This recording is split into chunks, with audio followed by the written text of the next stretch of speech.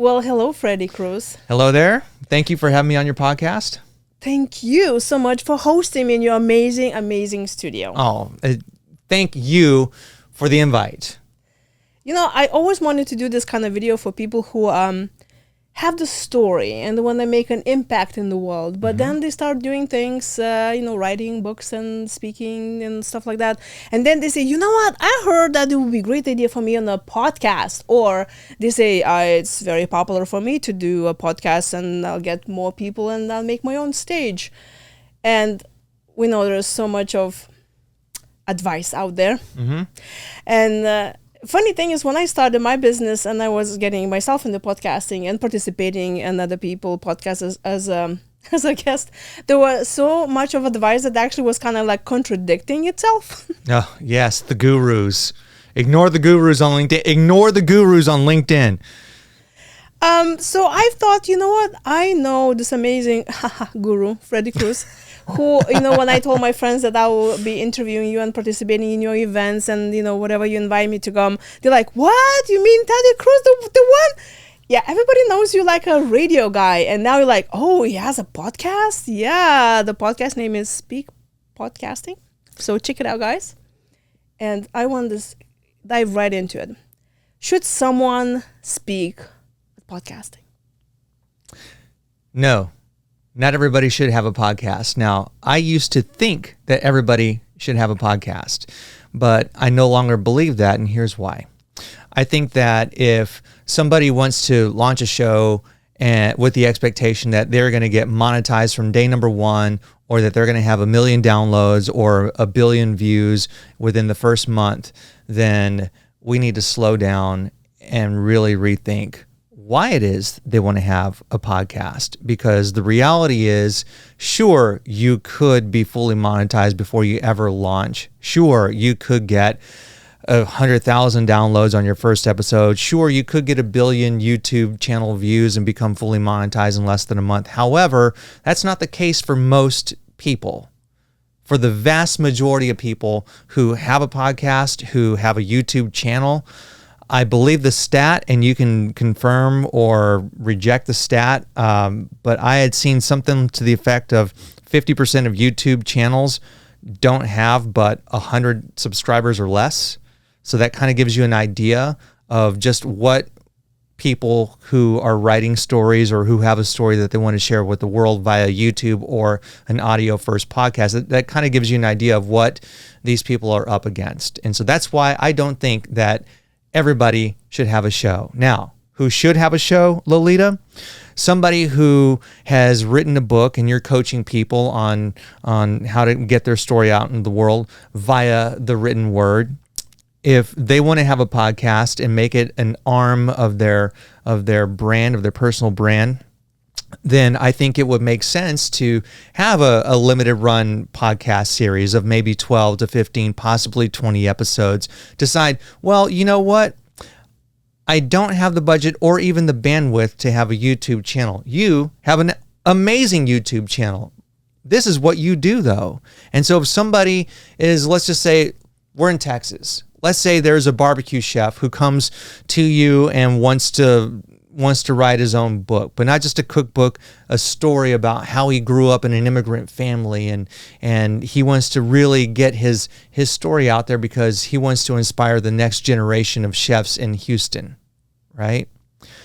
So maybe he doesn't want to do video. It's just audio. Cool. He wants to do 20 episodes. Fantastic. Or maybe he does have the bandwidth and maybe even the budget to do it. Or maybe it's 6 episodes and it's only audio, because restaurateurs, last time I checked, work like 30 hours a day. So that's who should have a podcast, is if somebody is willing to put forth the effort before they launch. There's another question that I get a lot is how expensive it is to start your own podcast and what equipment do you need to use. And, that's what I ran into when I signed up for some program that teaches you how to create your podcast. There was like a list of 25 items that you need to start with 25,000 K to even scratch the surface. And everybody, I was like, oh my gosh, this just sounds like my hands just went down to the point where I was like, you know what, forget it. I'm just gonna shoot on my phone and just put it out there, because that's what I was like. I cannot afford $25K on the Making me break out in hives just thinking about it. No, you don't need $25,000. For the love of all things sacred, keep your money. Don't cash in your 401k. Please do not. Do not. If you really are, if you insist on having high-tech gear, find a local podcast studio in your area, and they'd probably rent it out to you for $200 an hour or something, which is a big difference. It's far less money than $25,000. But the reality is, you can get away with spending less than $100 on a mic. You already have a laptop. Right, we're talking the people that you work with are entrepreneurs in high level. They've already got, at the very least, a really awesome desktop machine or a laptop or both, or they have a tablet of some sort. Sign up for a free Riverside.fm account. It's a higher production quality than Zoom. They don't pay me to say this. They're not paying Lolita to say this. It's an amazing program that you can use, and it's all in one. So you can get your transcripts, you can get show notes. You get all the things that you might not think when you have a podcast that you need. It sort of does it for you, but all in the voice of your recordings. So you can do that. And if you want to go with Zoom, use Zoom and get a microphone. Again, less than $100 on Amazon. You get it delivered in 24 hours. Learn how to connect it to your machine. It's a USB mic. You connect it. You learn how to work it in less than half an hour, and then boom, you're set. And then what you can do is take your Zoom transcript and upload it to your favorite AI chatbot. Have it generate titles and show notes and a time-stamped overview. 5 key takeaways. There's so much that you can do with just even a limited run podcast series that would be unthinkable 5 years ago. I love that answer. I wish I got it, when I started. You would have saved me a lot of stress. When I also got into podcasting and putting my own videos, I heard a lot of, you need to have this amazing intro to your podcast every episode, and you need to talk about yourself. And I now, when I listen to somebody's podcast and they have like a 30 seconds even intro with the words and the video and all the stuff, and even if you like, there are a lot of podcasts that I watch with the videos and they have like the video intro, I just fast forward to that. So what do you think? Somebody needs to invest their time and money into intro thing? I think if you have the budget and you want to make it part of your brand, fantastic. We do produce video trailers, which I imagine is what you might be talking about with the clips and the motion graphics, and it looks like an actual movie trailer. And we do that for certain clients, and others, it's just right into the podcast interview. For mine, I like to have a cold open. So if we're talking about the audio version of my show, which is called Your Mic, and it's a podcast for new and aspiring podcast hosts, I'll have a cold open of generally less than 60 seconds, and in most cases less than 15 seconds. This is sort of adapting the Instagram and TikTok mindset, where get to the hook real quick. Today we're going to talk about stress management and how you can apply these principles as a creator. And then boom, right into 5 to 8 seconds of theme music, and then right into my conversation with the world famous, the impeccably amazing Lolita Guarin. And then right into the first question. So you can do all of this, get to the meat of your episode in less than 60 seconds. Now, there are outliers. There are exceptions to the rule. There's an amazing podcast about sales, and I think it's called The Brutal Truth or The Ugly Truth, or something along those lines.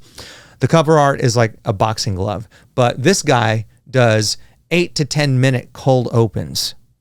So it's him talking about sales, and he's interviewing Lolita, and he's waxing poetic for 8 to 10 minutes about his interview that's coming up. And then it's the interview, and then he does like a 5 to 6 minute debrief afterward. And so his show I thought was amazing. And if you've got the gift of gab, sure, you can try it, but it only takes 3 words to tell somebody that you love them. How about those people who they open the podcast? And no, I love that you share the story, and especially when that podcast is already well known, and somebody who's coming on the interview is also well known, and people can actually take the time to listen to the whole intro in 10-15 minutes about somebody amazing.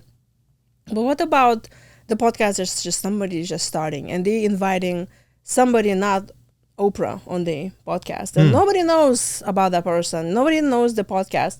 I heard some start with big introductions, and I kind of started that doing myself when I just was the first episodes on my podcast, when I will say, hey, can you send me your bio? What do you want me to tell about you? And then I will just get that piece of paper and I just read and read and read. And I realized there's a lot of people not even listening to the beginning because they don't know me. They don't know the person they interviewed. All they care is about the value they're going to get from that interview.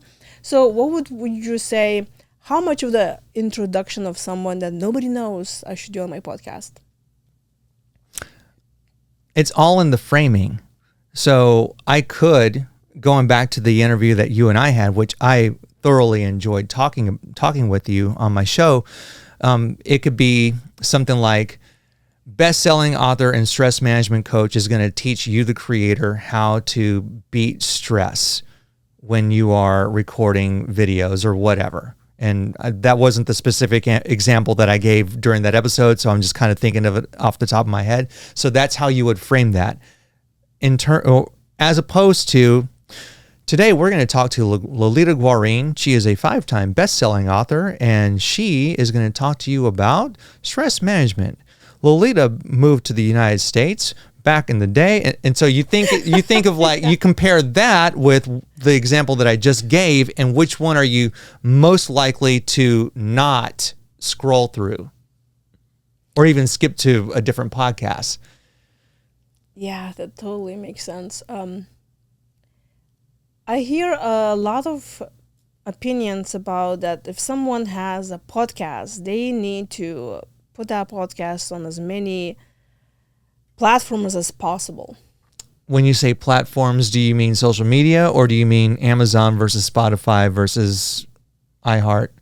Yes, the second one. Whenever I started my podcast, I was putting on so many things, and it was just really stressing me out because, first of all, I don't even have subscribers. Second of all, it takes so much time, and I was like, you know what?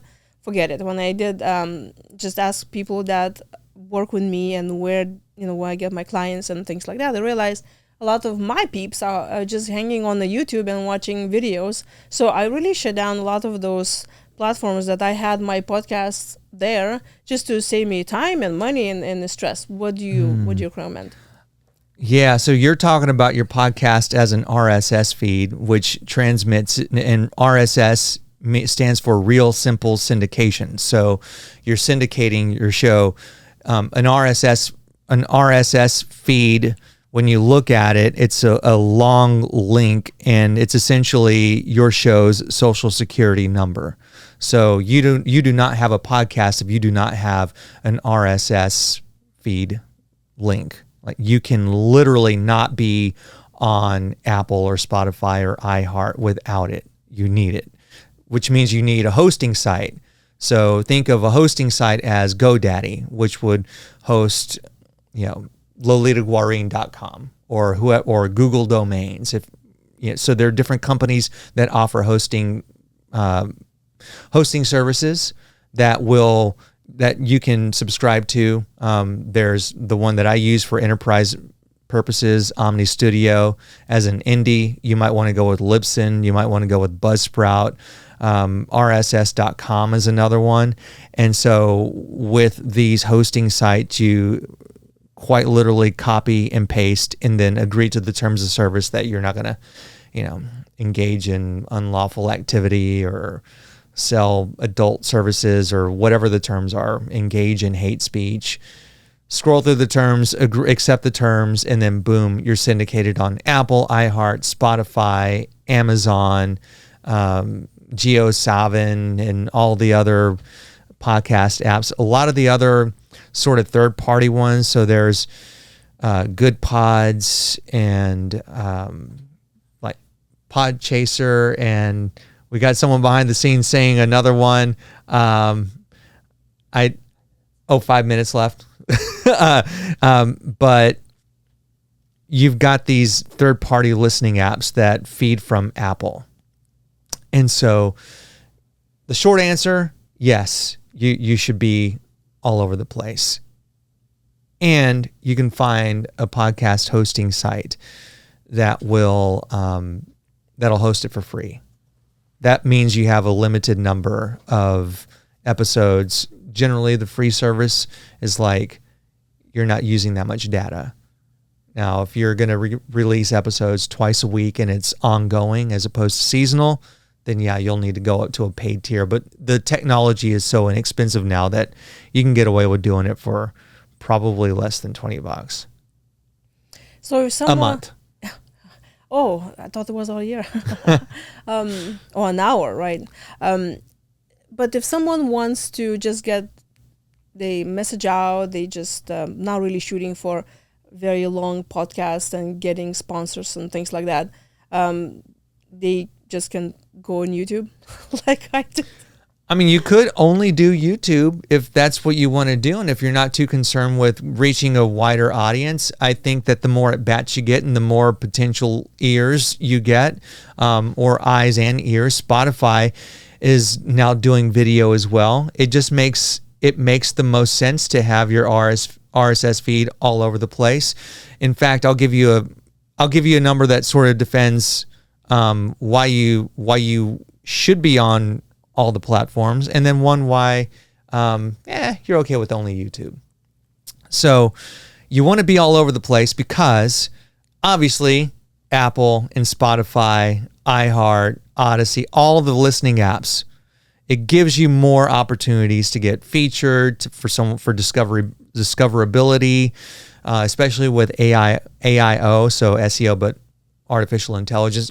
You're more likely to pop up in the chat bots. Yada, yada, yada, yada. More.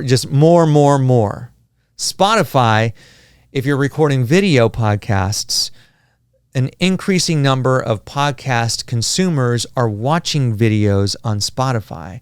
When Spotify first launched as an audio-only music platform, and now more podcast consumers are watching Spotify. Now, if all of this stresses you out, and I know you're a stress management coach as well, rest easy because YouTube, which is owned by some website called Google, is amazing for discoverability and searchability, and also YouTube's dedicated podcast listening app, which you do need to copy and paste your RSS feed to the YouTube app. Well, half of podcast consumers on YouTube listen only to podcasts as opposed to watch them. But a podcaster should really decide what it is they want for their show. Go where the audience is.